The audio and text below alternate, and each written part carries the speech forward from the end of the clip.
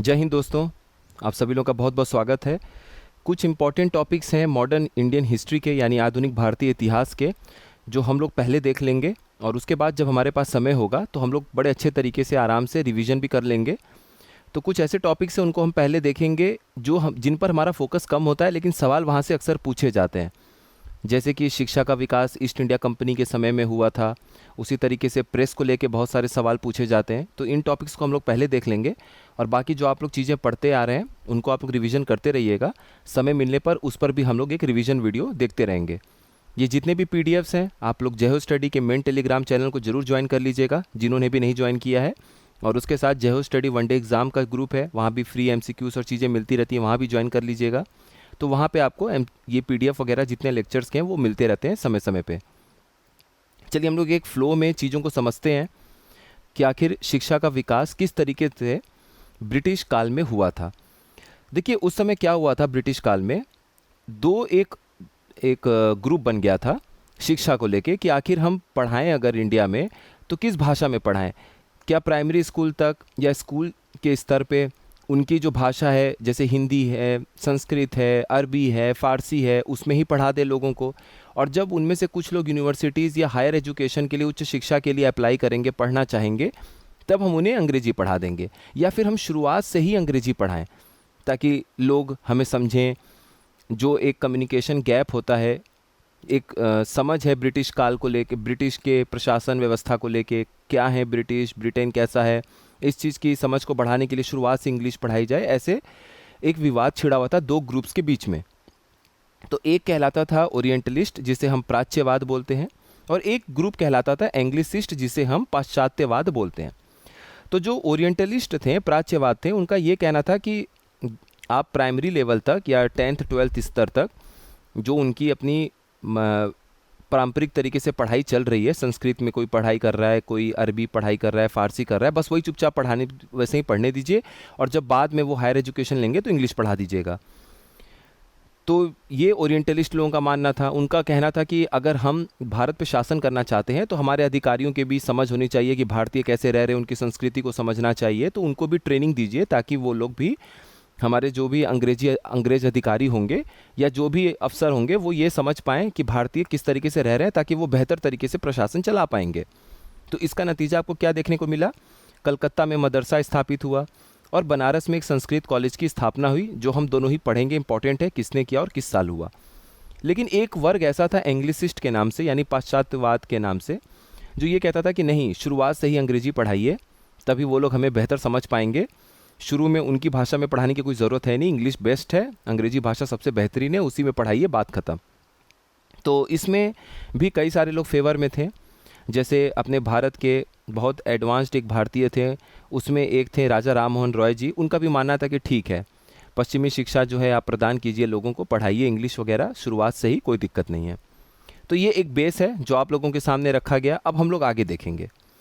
अब इस डिबेट के बाद क्या होता है, अब ओरिएंटलिस्ट लोग, जिन्हें हम लोग अभी ऊपर क्या बोलते हैं, प्राच्यविद या प्राच्यवाद, ठीक है। तो प्राच्यवाद के जो लोग फेवर में थे, चाहते थे कि नहीं, ओरिएंटलिस्ट थे जो ये कहते थे कि लोगों को उनकी जो पारंपरिक तरीके से पढ़ाई है, शुरुआत में आप वही शिक्षा दीजिए, बाद में उच्च शिक्षा में इंग्लिश लाइएगा। तो उनकी इन कोशिशों से क्या होता है कि कलकत्ता में मदरसा एक स्थापित किया जाता है 1781 में। ये वॉरेन हेस्टिंग्स के समय किया गया था, जो उस समय गवर्नर जनरल थे बंगाल के। तो ये ईस्ट इंडिया कंपनी के समय में स्थापित किया गया पहला स्कूल था। बहुत इंपॉर्टेंट फैक्ट है, इसको याद रखना है आपको, ठीक है। उसका नाम क्या है? कलकत्ता मदरसा था, कलकत्ता में स्थापित किया गया था 1781 में। उसके बाद 10 सालों के बाद संस्कृत कॉलेज जो बनारस में है, वो जोनाथन डंकन ने उसकी स्थापना की थी, ताकि वो ये समझ पाएँ हिंदू कानूनों को, हिंदू दर्शन को, फिलॉसफी को वो समझना चाह रहे थे। क्योंकि उन्हें पता था कि जब हमारी समझ बढ़ेगी कि कैसे भारतीय रह रहे हैं, हिंदू कानूनों को समझेंगे, फिलॉसफी को समझेंगे, अरबी फारसी पढ़ेंगे, तभी जाके हम ये समझ पाएंगे कि भारतीयों के लिए हम प्रशासन व्यवस्था कैसे बेहतर ला सकते हैं, और हमारा जो कनेक्शन होगा, जुड़ाव होगा अंग्रेज़ों का भारतीयों के साथ में, वो बेहतर स्थापित हो पाएगा। तो ये दोनों इंपॉर्टेंट कॉलेज हैं, इनको ध्यान रखिएगा। अब इसके आगे चीज़ें और बढ़ती हैं। 1784 में, 1784 में आप देखेंगे एशियाटिक सोसाइटी ऑफ बंगाल की स्थापना की विलियम जोन्स ने। वो भी ये चाहते थे कि भारत के इतिहास, भारत की सभ्यता को हम समझना चाह रहे हैं। और इसी कड़ी में ये जो एशियाटिक सोसाइटी ऑफ बंगाल है, इसके एक और फाउंडर थे। इसकी स्थापना एक और इंसान ने की थी। एक तो आपने विलियम जोन्स पढ़ लिया और दूसरे थे चार्ल्स विल्किन। चार्ल्स विल्किंस इसलिए भी इम्पॉर्टेंट हैं क्योंकि न केवल ये एशियाटिक सोसाइटी ऑफ बंगाल के फाउंडर थे, यानी कि उसकी स्थापना इन्होंने की थी, संस्थापक थे, को फाउंडर थे, बल्कि ये पहले ऐसे यूरोपियन थे जिन्होंने भगवत गीता को अंग्रेजी में ट्रांसलेट किया था। ये पहले ऐसे यूरोपियन थे चार्ल्स विल्किंस जिन्होंने भगवत गीता को 1785 में अंग्रेजी में इसका अनुवाद किया था। यही लाइन उठ के सवाल बनता है, तो ये इंपॉर्टेंट फैक्ट है, इसको आप लोग ध्यान रखिएगा।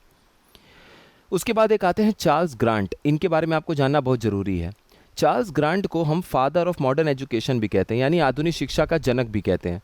इनकी कोशिशों के बाद ही आपको 1813 में जब चार्टर एक्ट आता है, यानी 1813 के जो चार्टर अधिनियम आते हैं, उसमें आप देखते हैं कि 1 लाख रुपए का प्रावधान किया गया था कि भारत में शिक्षा के ऊपर हर साल 1 लाख रुपया खर्च किया जाए। तो ये 1813 में अधिनियम में जो ये बातें कही गई हैं, उसका कहीं ना कहीं श्रेय चार्ल्स ग्रांट को जाता है, जिन्हें हम आधुनिक शिक्षा का जनक बोलते हैं भारत में, यानी father of modern education in India. अगला आता है मैकॉलेस मिनट। अब ये मिनट क्या है, सिंपल सा बात समझ लीजिए, जो अक्सर आप लोग सुनते आते हैं। कोई मीटिंग है या किसी ने कहीं पे कॉन्फ्रेंस या मीटिंग में कोई बात कही और आपने उसको रिटन फॉर्मेट में, यानी कहीं लिख के प्रॉपर तरीके से उसको तैयार कर दिया दस्तावेज, वही मिनट कहलाता है। एक तरीके से स्मरण पत्र भी बोल सकते हैं, किसी ने कोई बात बोली और आपने उसको लिख लिया।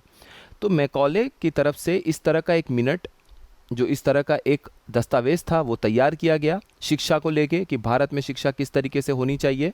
इसके पहले हम समझते हैं मैकॉले क्या है। 1833 में चार्टर एक्ट आया था, चार्टर अधिनियम बना था 1833 में। उसमें ये बातें कही गई थी कि गवर्नर जनरल के साथ में अब एक चौथा मेंबर भी उनकी काउंसिल में होगा जो कानून बनाने का काम करेगा, और लॉ मेंबर के तौर पे, विधि सदस्य के तौर पे उसे हम लोग भेजेंगे इंग्लैंड से इंडिया में। तो 1834 में फिर आते हैं मैकॉले, और 1834 में आने के बाद ये पहले ऐसे ब्रिटिशर थे जो कि लॉ मेंबर बने, ठीक है। कानून बनाने के लिए जो उनकी काउंसिल थी, अध्यक्ष वाली काउंसिल थी गवर्नर जनरल की, तो उनके काउंसिल में कानून बनाने वाला एक सदस्य जिसको शामिल किया गया था, वो थे मैकॉले। 1834 में भारत आते हैं और 1835 में अगले साल ये भारत में शिक्षा का एक प्रारूप तैयार करने के लिए, फाउंडेशन बेस तैयार करने के लिए अपनी कुछ बातें कहते हैं, और वही हम मैकॉलेस मिनट के रूप में जानते हैं। तो इन्होंने बोला, इन्होंने जो जो बातें कहीं वो हम देखेंगे।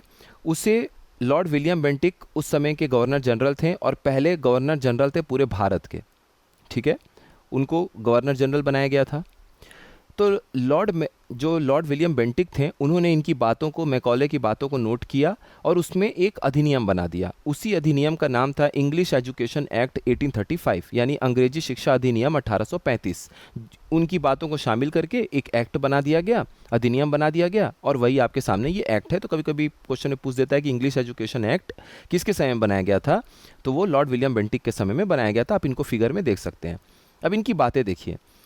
इन्होंने बोला कि ये जो इतने सालों से विवाद छिड़ रहा है कि आखिर हमें स्कूलों में किस भाषा में पढ़ाना चाहिए, तो ये सब डिबेट छोड़िए।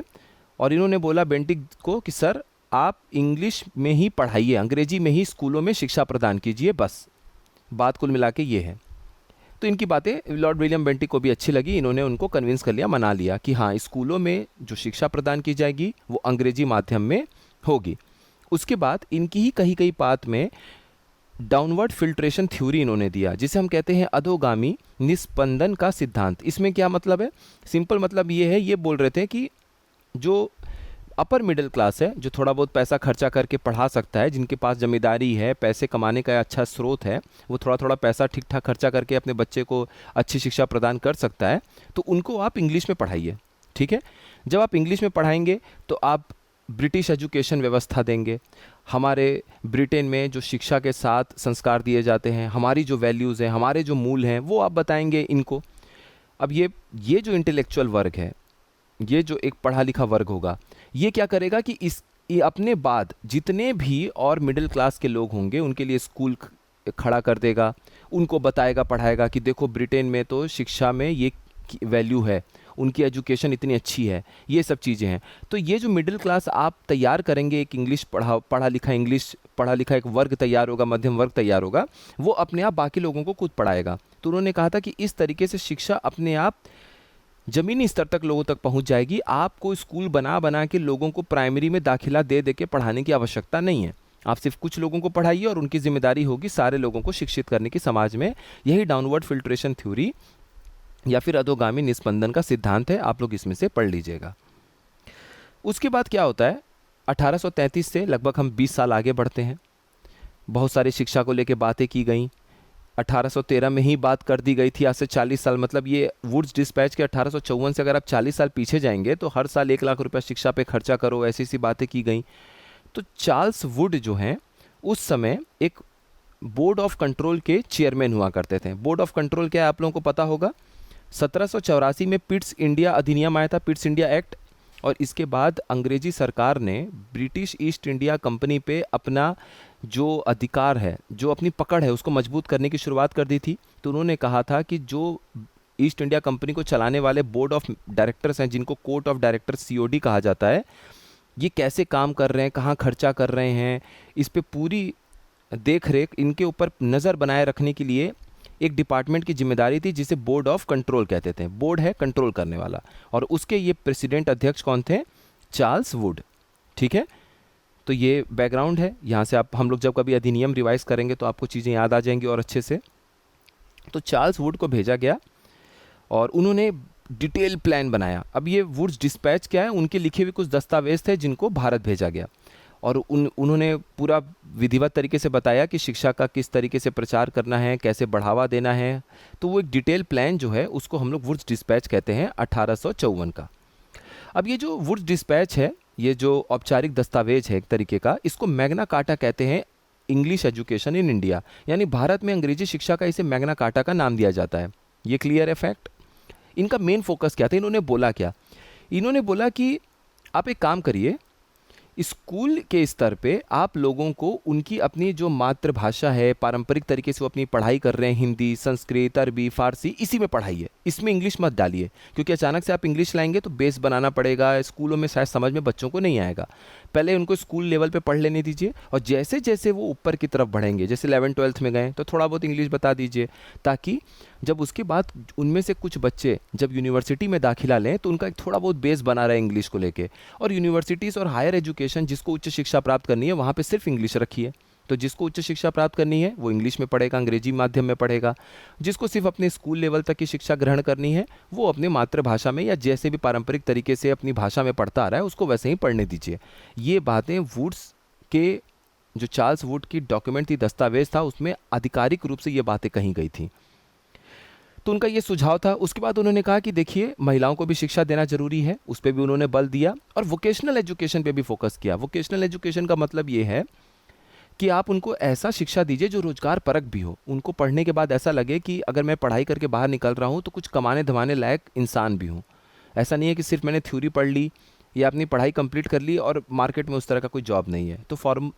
तो इसलिए उन्होंने वोकेशनल शिक्षा पे भी फोकस किया, महिलाओं की शिक्षा पे भी फोकस किया। ये सब बातें हमें ध्यान देनी है। अच्छा, हायर एजुकेशन, जो उच्च शिक्षा है, उसमें इन्होंने बोला कि अंग्रेजी का उपयोग करिए। तो इन्होंने बोला कि अगर आप हायर एजुकेशन में, उच्च शिक्षा में अंग्रेजी माध्यम से पढ़ाना चाहते हैं तो कम से कम उच्च शिक्षा की व्यवस्था भी तो करिए, कम से कम यूनिवर्सिटीज़ वगैरह भी स्थापित करिए पूरे देश में, जिसमें कम से कम लोग दाखिला लें, पढ़ पाएँ। मैंने तो बोल दिया कि उच्च शिक्षा में अंग्रेजी में पढ़ाई है, उच्च शिक्षा की अब व्यवस्था ही नहीं होगी, कोई स्कूल, कोई कॉलेज, यूनिवर्सिटी नहीं होगा तो कहाँ पढ़ाएंगे अंग्रेजी में। तो इन्हीं की बातों को देखिए, 1854 में इन्होंने ये बातें कहीं, और 3 साल 1857 में, हम क्रांति के लिए ज़रूर याद रखते हैं उस वर्ष को, लेकिन उस साल 3 सबसे पुरानी यूनिवर्सिटीज़ की भी स्थापना की गई। कौन कौन सी? कलकत्ता यूनिवर्सिटी, मद्रास यूनिवर्सिटी और बॉम्बे यूनिवर्सिटी, और तीनों की स्थापना 1857 में हुई। और उसके 30 सालों के बाद 1887 में अपना इलाहाबाद यूनिवर्सिटी स्थापित हुआ, जो कि चौथे नंबर पर देश में सबसे पुरानी यूनिवर्सिटीज़ में से एक है। चलिए, ये बात हो गई, वुड्स की बातें भी समझ में आ गई, इन्होंने बताया। अब इसके बाद करीब करीब 30 साल बीत गए। जब 30 साल बीत गए, हम पहुंच गए 1880 से 84 के बीच में।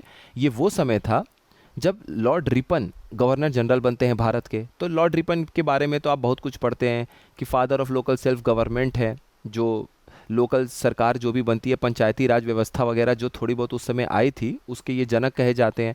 तो उन्होंने बहुत सारे कार्य किए।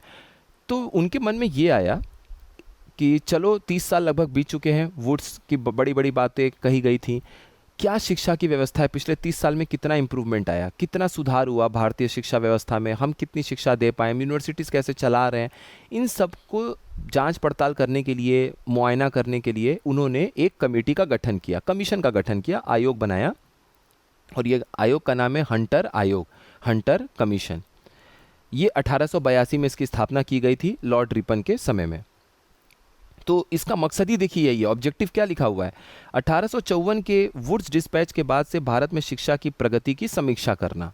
ठीक है, तो ये रिव्यू करना कि शिक्षा की क्या व्यवस्था चल रही है वुड्स डिस्पैच के समय से, वुड्स डिस्पैच जब आया 1854 में, उसके बाद क्या ये व्यवस्था चल रही है उसके बारे में ये रिव्यू करना था शिक्षा को।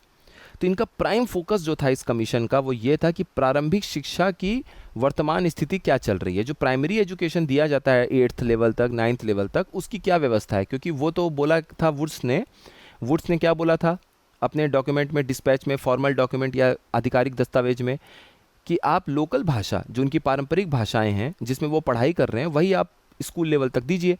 तो इन्होंने कहा कि चलो भाई देखते हैं कि सच में कितना शिक्षा दे पाए हैं हम। इन्हीं सब चीज़ों को लेके हंटर आयोग की घटना, मतलब उसका गठन किया गया था। इसके बाद लगभग 10 साल और बीतते हैं और 10 सालों के बाद कर्जन की एंट्री होती है। अब आप ध्यान ये दीजिए कि ये वो समय था जब 1882 में हमने पिछला क्या पढ़ा, हंटर कमीशन, उसके 3 सालों के बाद कांग्रेस की स्थापना हो चुकी है। ठीक है, 1885 में कांग्रेस की स्थापना हो चुकी है और अब जो एक नरमपंथी दल है जिसे हम मॉडरेट्स कहते हैं, वो एक पढ़ा लिखा वर्ग अब लोगों की आवाज़ बनकर उभरना शुरू हो चुका है। तो वो जब आवाज़ बन के उभरना शुरू हो चुका है और 10-15 सालों के बाद जो चरमपंथी थे, जो एक्सट्रीमिस्ट लीडर थे, वो भी उभरना शुरू हो चुके हैं। जब 19वीं सदी का अंत होने लगता है तो हमें पता है कि किस तरीके से 1897 में जब पूना में एक बहुत बड़ा महामारी आया था तो उसमें चापेकर भाइयों ने, बंधुओं ने किस तरीके से अंग्रेज़ों को मारा था, या फिर बाल गंगाधर तिलक जी का उदय कैसे हुआ, उनके भाषणों से कैसे लोग प्रभावित होते थे। तो चरमपंथी लीडर्स का भी उदय होना शुरू हो गया था। तो देश भावना को लेके एक अलग क्रांति मन में फिर से उठनी शुरू हो चुकी थी। और 1900 दशक के बाद हम पढ़ते हैं कि बहुत सारी जगह पर क्रांतिकारी लोगों ने अपने अपने स्तर पे कई सारे कदम उठाए। तो ये वो समय था और इन समय जो यूनिवर्सिटीज़ थीं उनमें जो नए नए बच्चे दाखिला लेते थे उनके अंदर देश के लिए कुछ करने का, कुछ कर गुजरने का, मिटने का जज्बा बहुत ज़्यादा था। तो उस समय जब कर्जन अपनी गद्दी पर बैठे थे 1899 से 1904 तक कर्जन थे, 1905 तक, तो 1902 में उन्होंने ये देखा कि चलो भाई यूनिवर्सिटीज़ में पढ़ाई बच्चे कर रहे हैं कि छात्र नेता बनने आ रहे हैं केवल। तो इसलिए उन्होंने 1902 में रेले कमीशन, रेले आयोग की गठन किया, उसको गठन किया। ठीक है, उन्होंने ये बोला कि ज़रा देखो कि यूनिवर्सिटीज़ में शिक्षा की क्या व्यवस्था है। और सब जितने भी उस समय के राष्ट्रवादी नेता थे, जितने भी अपने लीडर्स थे, उन ग्रेट लीडर्स का यही कहना था कि ये हमारे पे रिस्ट्रिक्शन लगाना चाहते हैं क्योंकि ये देख रहे हैं कि नई ऊर्जा उभर रही है, नए लोग जो हैं वो कोशिश में लगे हुए हैं देश के लिए कुछ करने का, और ये बात कहीं ना कहीं अंग्रेज़ों को सता रहा है। इसीलिए वो रिस्ट्रिक्शन और कंट्रोल लगाना चाहता है यूनिवर्सिटीज़ पे कि भाई किसी भी तरीके से कोई चुनाव ना हो, कोई इस तरह के गतिविधि में शामिल ना हो जिससे अंग्रेजी हुकूमत के खिलाफ कोई भावना भड़क रही हो। तो कंट्रोल करने के लिए कमीशन बना दिया गया है। इनके सुझाव क्या थे? जो मुख्य सुझाव ये था कि 5 लाख रुपया जो है वो सरकार को खर्च करना चाहिए हर साल अगले 5 साल तक, ताकि जो उच्च शिक्षा है उसकी व्यवस्था और बेहतर की जा सके। उच्च शिक्षा बहुत अच्छे स्तर पे नहीं है और जो यूनिवर्सिटीज़ में उच्च शिक्षा प्रदान की जा रही है उनकी भी व्यवस्था बढ़िया हो पाए। तब कहा गया कि 5 साल तक हर साल 5-5 लाख रुपए, टोटल 25 लाख रुपए आप खर्चा करिए। इस आयोग के बनने के बाद, जो ये रेले आयोग है, इसके 2 साल के बाद आप देखेंगे रिजल्ट ये था, परिणाम ये था कि भारतीय विश्वविद्यालय एक अधिनियम की एक बनाया गया, इस अधिनियम को पारित किया गया। तो इंडियन यूनिवर्सिटीज़ एक्ट के आगे कभी कभी सवाल पूछ देता है 1902, 1903, 1904, 1905, तो याद रखिएगा कि 1904 में इंडियन यूनिवर्सिटीज़ एक्ट यानी कि भारतीय विश्वविद्यालय अधिनियम की स्थापना की जाती है। और ये किसका परिणाम है, कैसे ही आया? ये अचानक से नहीं आया। इसके 2 साल पहले आप जाएंगे तो रेले आयोग की को गठन किया गया था। ठीक है, इसको स्टैब्लिश किया गया था किसके द्वारा? कर्जन के द्वारा। और 1904 में ये रिपोर्ट आई। 1905 में आपको पता ही है कि बंगाल का फिर विभाजन हो गया और उस समय फिर स्वदेशी आंदोलन वगैरह शुरू हो गया। तो आप ये समझ सकते हैं कि ये क्रांति का एक अलग दौर चल रहा था। उसके बाद 2 और कमीशंस हैं, आप 3 और कमीशंस हैं, उसको हम देखेंगे। अब हम लोग देखते हैं कि प्रथम विश्व युद्ध लगभग ख़त्म हो रहा है और उस समय 1917 में आपको पता है कि महात्मा गांधी जी की एंट्री हो चुकी थी, चंपारण सत्याग्रह और ये सब की शुरुआत हो गई थी। तो सैडलर यूनिवर्सिटी कमीशन की स्थापना की जाती है, यानी सैडलर विश्वविद्यालय आयोग की स्थापना की जाती है 1917 में। अब इनके जो मुख्य मुख्य सुझाव हैं, इनकी सिफारिशें, बस आपको वही पढ़ना है, सारा डिटेल में नहीं पढ़ते रहना है। तो इन्होंने कहा कि जो स्कूली शिक्षा है उसको 12 साल दीजिए। और देखिए आज भी हम इंटरमीडिएट तक, अगर सरकारी स्कूल में आप देखेंगे बहुत सारे स्कूल ऐसे हैं जो क्लास 1 से ही शुरुआत करते हैं। प्राइवेट स्कूल्स में आप अक्सर देखेंगे या सीबीएसई के बहुत सारे स्कूल्स में देखेंगे या आईसीएसई के, तो वो एलकेजी यूकेजी और फिर क्लास 1 में ले जाते हैं, नर्सरी से भी शुरू करते हैं। वरना स्टैंडर्ड बहुत जगह पे 1 से 12 को ही माना जाता है, पढ़ाया जाता है, उसी को मानक बनाकर पढ़ाया जाता है। तो 100 साल लगभग पहले, 100 साल से भी ज़्यादा समय हो गया, तो 100 साल पहले सैडलर यूनिवर्सिटी कमीशन, सैडलर विश्वविद्यालय आयोग ने ये बात कही थी कि स्कूली शिक्षा 12 साल तक दीजिए। तो 12 साल की शिक्षा आज भी मिल रही है। और इसका रिजल्ट ये होता है कि कुछ यूनिवर्सिटीज़ की स्थापना की गई। इन्होंने बोला कि यूनिवर्सिटीज़ की भी व्यवस्था बढ़िया करिए, कुछ यूनिवर्सिटीज़ और स्थापित करिए। तो जो इम्पोर्टेंट है, बीपीएससी के लिए आप तैयारी करें तो पटना यूनिवर्सिटी को याद रखिए, 1917 में स्थापित हुआ। लखनऊ यूनिवर्सिटी 1920 में, आगरा यूनिवर्सिटी 1927 में। और ये सैडलर यूनिवर्सिटी कमीशन की देन है कि हमें ये यूनिवर्सिटीज़ परिणाम स्वरूप देखने को मिल रहे हैं। उसके बाद एक और आपसे कमेटी पूछी जाती है, हार्टोग कमेटी या हार्टोग समिति। ये 1929 में हुई थी। 1929 का साल आप लोगों को याद होगा जब पूर्ण स्वराज वाला रिजोल्यूशन पारित किया था जवाहरलाल नेहरू जी ने, और लाहौर वाला वो सेशन था। तो 1929 फिर एक से क्रांतिकारी वाला एक समय आ गया। तो सवाल ये था कि अब हार्टोग कमेटी की स्थापना क्यों की गई, क्योंकि देखिए इतनी कमिटीज़ पिछली अब तक बनाई जा चुकी थी कि बहुत सारे स्कूल खोल दिए गए थे, प्राइमरी लेवल पे, सेकेंडरी लेवल पे। लेकिन ये देखा जा रहा था कि बहुत ज़्यादा स्कूल खोलने के चक्कर में गुणवत्ता पे कहीं ना कहीं असर पड़ रहा है। एक क्वालिटी एजुकेशन जो मिलनी चाहिए वो नहीं मिल पा रही है।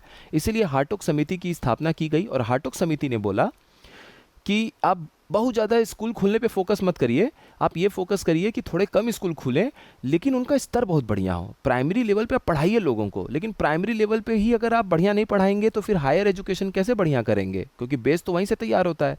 तो उन्होंने बोला कि ऐसा मत करिए कि लाख लाख स्कूल खोल रहे हैं, कुछ ही 100 खोलिए, कुछ 1000 खोलिए, प्राइमरी स्कूल खोलिए, लेकिन क्वालिटी ऑफ एजुकेशन प्रोवाइड करिए, गुणवत्ता वाली शिक्षा एकदम गुणवत्ता वाली होनी चाहिए, पढ़ के इंसान निकले तो कुछ बढ़िया जगह जा पाए। ये हार्टोग समिति इसीलिए बनाई गई थी और इनका भी सिफारिश यही था। जब ये ऐसी बात करेंगे तो जाहिर सी बात है कि आने वाले कुछ सालों में जो प्राइमरी स्कूल्स थे उनमें संख्या कम देखी गई, कम स्कूल फिर खोले गए। हालांकि उनकी क्वालिटी पे, वो स्कूलों की जो गुणवत्ता थी, शिक्षा की गुणवत्ता थी, उस पर फोकस ज़्यादा किया गया। उसके बाद एक आपसे पूछा जाता है सर्जेंट प्लान ऑफ एजुकेशन, जिसे हम बोलते हैं शिक्षा की सर्जेंट योजना। ये 1944 में इसकी स्थापना की, इस समिति का गठन किया गया था। देखिए इसमें क्या बोला गया था, इसमें ये बात ऐसी बोली गई थी जो आज भी आप देखेंगे। इसका जो सबसे मुख्य सुझाव था, सिफारिश था, वो ये था कि 6 से 14 वर्ष की आयु के बीच में सभी को यूनिवर्सल एजुकेशन दीजिए। मतलब 6 से 14 वर्ष के बीच में जितने भी बच्चे हैं सबको कहिए बेटा पढ़िए, आप लोग कंपलसरी एजुकेशन दीजिए और फ्री एजुकेशन दीजिए 6 से 14 साल के बीच के जो बच्चे हैं। आज संविधान में 2009 का जब अधिनियम आया था, राइट टू एजुकेशन एक्ट आया था, शिक्षा का अधिनियम, शिक्षा के अधिकार का अधिनियम जब आया था, राइट टू एजुकेशन एक्ट 2009 में, तब देखिए यही बात कही गई थी ना, जब संविधान में संशोधन करके आर्टिकल 21A डाला गया था, तो उसमें क्या बात बोला गया था आर्टिकल 21A में कि 6 से 14 साल के बीच के जो बच्चे हैं उनका मौलिक अधिकार है, वो फंडामेंटल राइट रखते हैं कि उनको शिक्षा मिलनी चाहिए। अब फंडामेंटल राइट तो देखिए अगर आप तैयारी ना करें तो जल्दी आपको भी नहीं पता चलता, या हमें नहीं पता चलता इस बारे में। आम लोगों को बहुत ज़्यादा फंडामेंटल राइट्स और इनके बारे में लेना देना भी नहीं रहता और उनको नॉलेज नहीं होता है। तो 6 से 14 साल के बच्चे को क्या ही पता है। तो अगर उसे कोई बोल दे कि तुम्हारा ये मौलिक अधिकार है, तो वो घर वालों से जिद करके अपनी शिक्षा ले सकते हैं, वरना फिर उनके पास वही आर्टिकल 32 के तहत राइट टू कॉन्स्टिट्यूशनल रेमेडी है, वो जा सकते हैं कि उनका फंडामेंटल राइट हनन हो रहा है, तो वो आर्टिकल 32 या आर्टिकल 226 के तहत हाईकोर्ट जा सकते हैं।